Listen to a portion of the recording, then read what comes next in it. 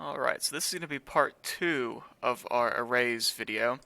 So if you haven't watched part 1, go ahead and go back and watch that one, because this one's going to build off of what we talked about there. And then it's going to also jump into the next video, which actually is going to be that big example that I talked about at the end of the last video. There's just a few more things that I think we should talk about that I didn't want to include in that other video because it had gotten to be about a half hour long.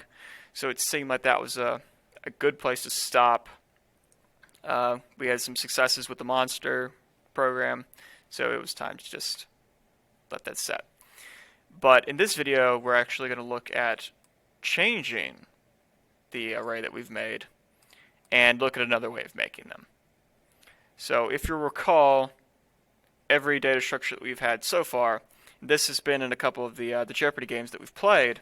In fact, it's sort of the question that you guys always remember that you've had, but you never remember the answer to.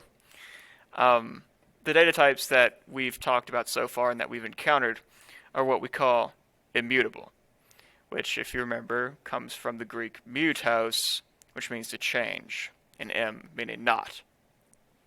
So all of the data types that we've seen are immutable, not changeable. So, like a string.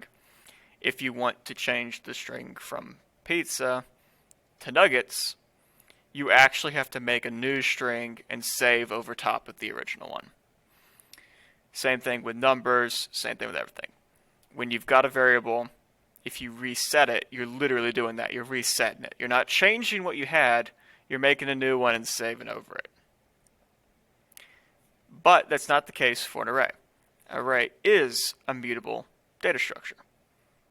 There are ways that it can't be changed, but it's mutable in the fact that what it holds can be changed. So we got this one here from the last video. So these are all the foods that are on our menu.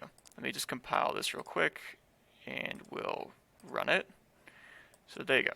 See, pizza, cheeseburger, fries, hot dog, blah, blah, blah, blah, blah. But what we can do, let's go down here. We got the menu. So the variable menu and these little brackets. So we saw earlier that you could use these brackets to get something at an index, right? So let's look at that real quick just one more time, just as a refresher. So let's just get whatever's at 2.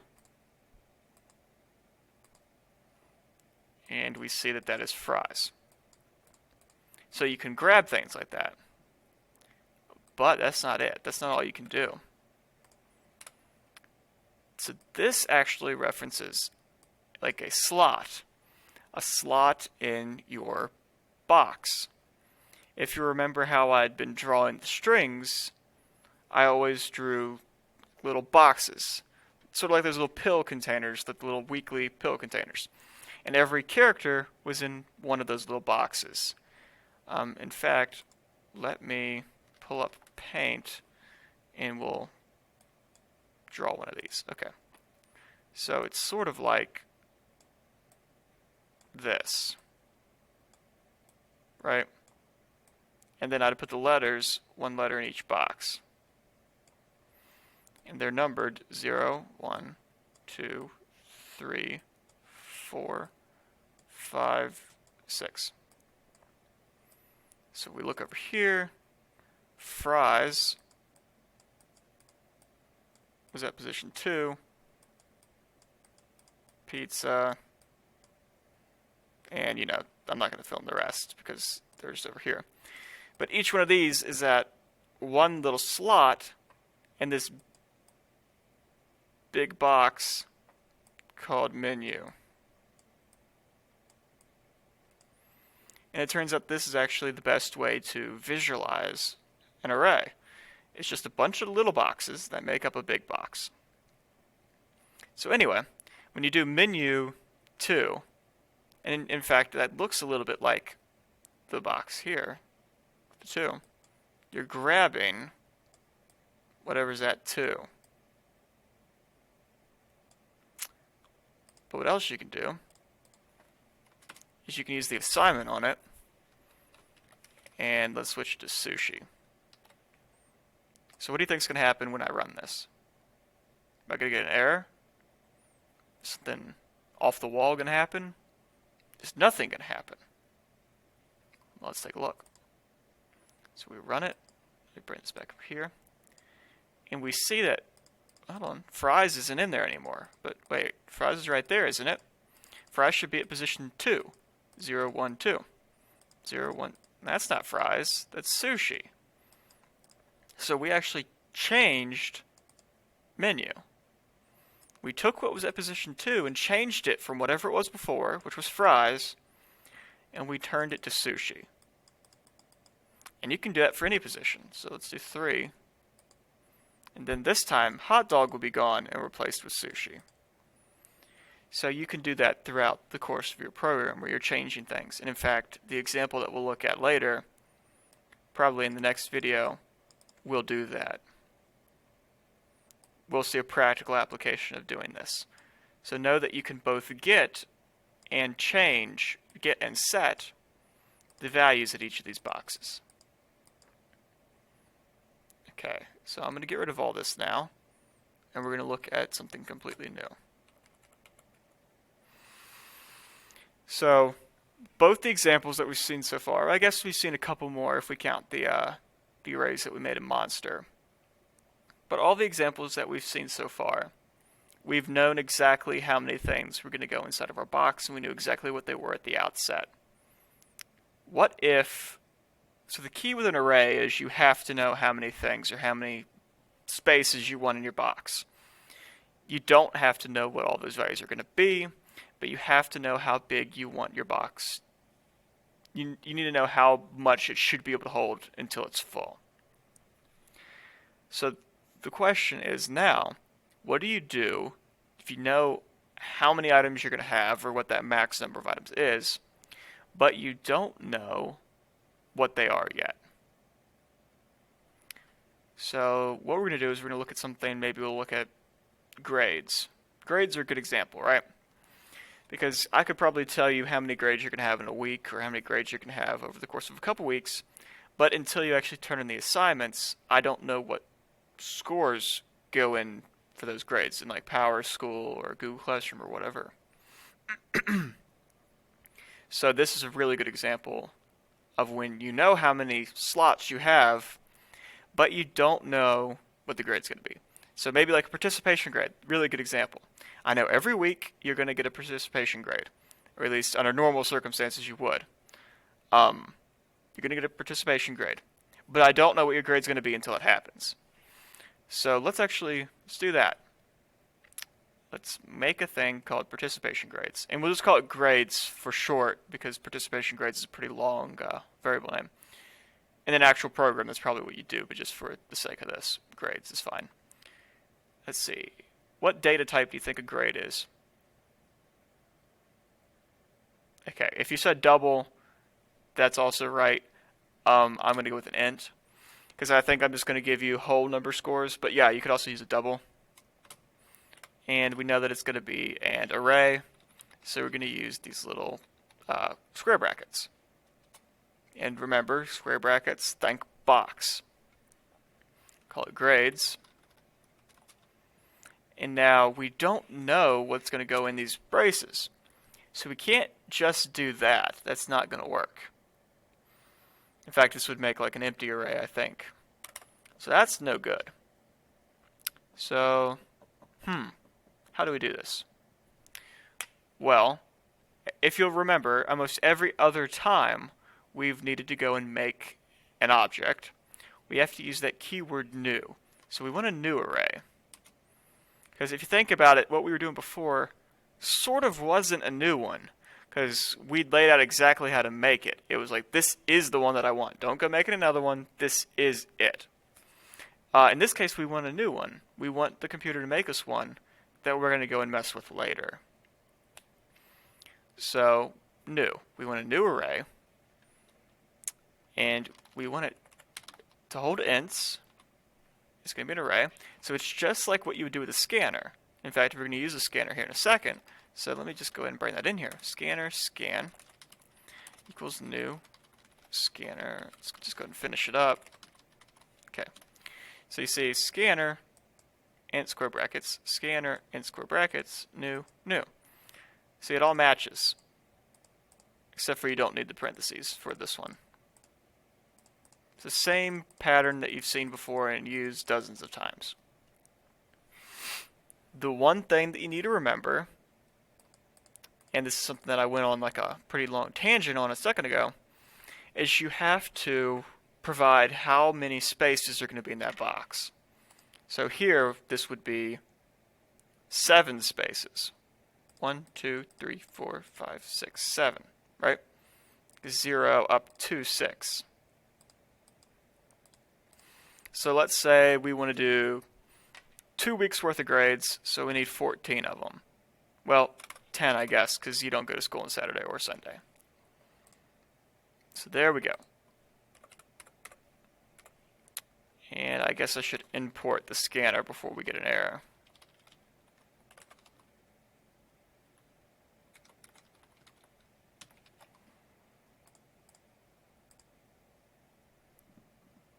Okay, cool.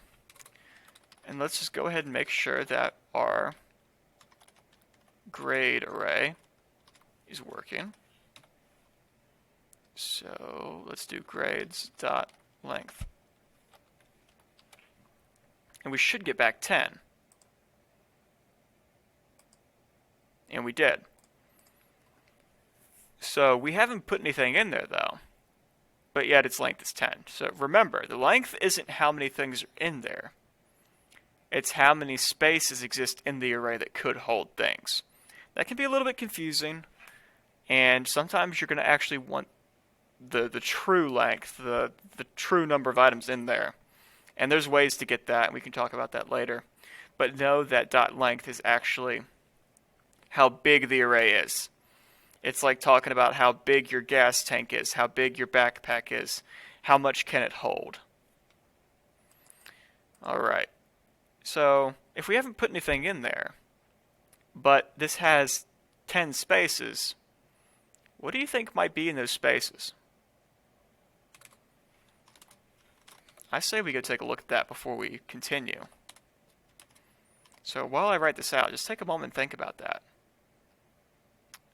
Actually, let's use the enhanced for loop. So we know it's made up of integers, so it's going to be int. So for int I in grades,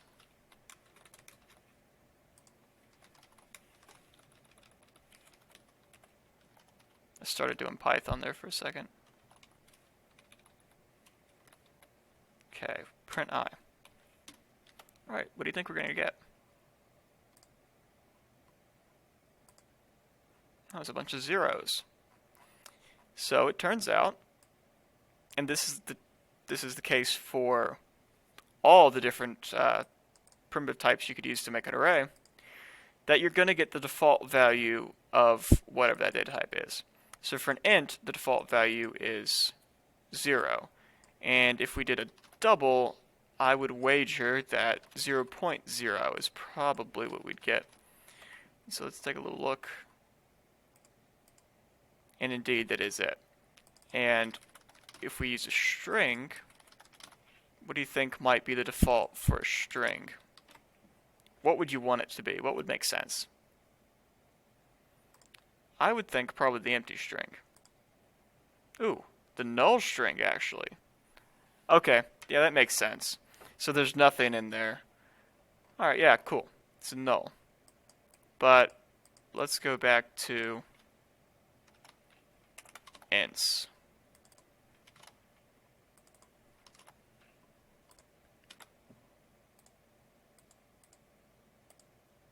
Okay. Cool. So now what we want to do is populate that array with actual grades. So this would be like when I'm entering grades into PowerSchool. So let's get rid of this, and let's use another for loop. So for, let's say int I. I'm going to actually get rid of this for loop. Let's go ahead and there's the curly braces. For int I, while I is less than the length of grades, increment I by 1.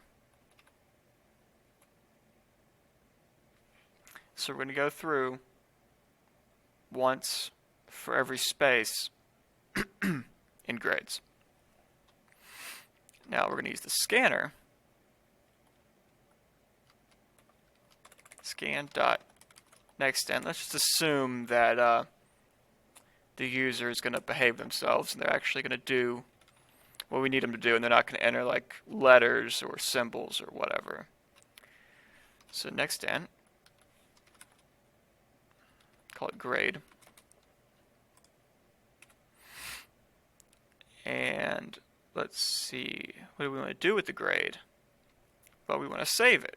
So grades at I equals grade. So go to that grades array, go to the index, or go to the box at the position I, put the grade in.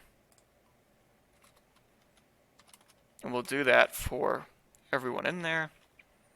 And then for int grade in grades system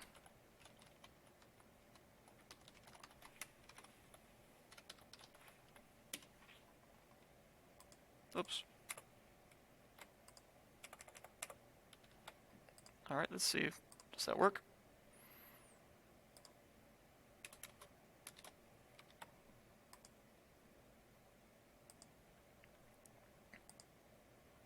Okay. Oh, well, I didn't prompt. Maybe I should. Let me add that real quick.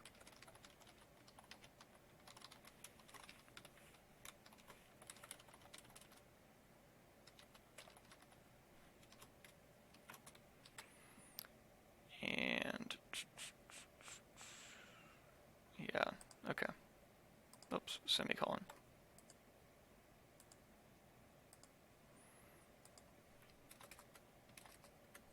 Yeah, but on that day they didn't do so good. That day they didn't even show up. They did better. Do good, good. Didn't come to school. 50. Oh, there we go. And when we print the array, see, it's stored all those values that I gave it. So we could compute the average or something if we wanted. In fact, let's do that real quick. That wouldn't be too hard, would it? So let's just do something called total. It's going to equal 0 originally. Or actually, let's call it sum.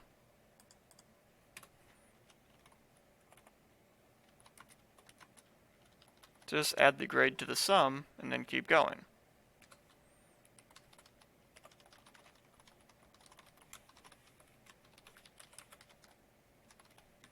And then the average is going to be the sum divided by however many things there were. So grades.length. Right? And let's see, we want that to be a double. So we should cast one of these things to double as well. Oops. There we go. Compile it. Forgot my semicolons.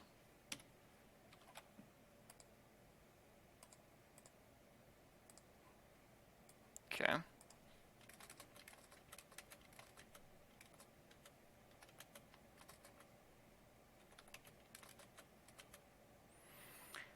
So there's all the scores. 1, 2, 3, 4, 5, 6, 7, 8, 9, 10. And their average score was a 65. So pretty cool, right? Doing this before, finding the average out of all of those, you would have saved 10 of these things and then add them all together, and it would have been a mess. And the beauty is, what we can do is just say, well, it's 20 now. Compile, run, and just go through. It takes a while for the user to enter, but I mean, this beats doing it by hand. Let's throw in some zeros, so they really started slacking. And it's a 70. So we just doubled the amount of input that we were giving it, And I'm sure you've used the scanner enough to know that you would have had to have had 20 variables saving that. Or I guess you could have just kept scanning with a while loop or something. That would have been fine as well for this example, but for some other ones it wouldn't have been. But anyway, yep. So that is how you can modify an array after you've made it. And that's also how you can create an array with a specified size, a specified length, without knowing exactly what's going to go in it initially. Alright, I think that's all that we're going to talk about. Well, let's look at one more thing, and then I'll let you go, and that'll be it for this video. Let me just make something in this console real quick. I'm going to make an array. String stuff thing 1 thing 2. Okay, so there's only 2 things in this array, and remember arrays start at 0 and 1. But what happens if I try to do this? I want the thing at position 2. I get an array index out of bounds exception. So this would cause my program to crash if I'd written it up here. If my for loop had gone to the length plus 1 or something, this would be the error that it would throw. And this is what's typically known as an off by 1 error, or off by 1 exception, because I went 1 up more than I should have. 1 is what I meant to do when I wanted the second thing. So this sort of happens because of how we think about counting. We start counting at 1, but the computer starts at 0. So I'll guarantee you're going to see this exception. You're going to be like, oh no, what's going on? What's happened? I know that this thing's at position 2, but it's actually at position 1. So you got to be careful about that. And you'll get the same error actually if you do like 50. If you go out of the array, that's what you're going to get. But typically, you're just going to go 1 or 2 out. Okay. And that'll do it for this video. And in the next one, we'll actually look at a full example, a full problem from beginning to end, and we'll solve it. Alright, so I'll see you in the next one.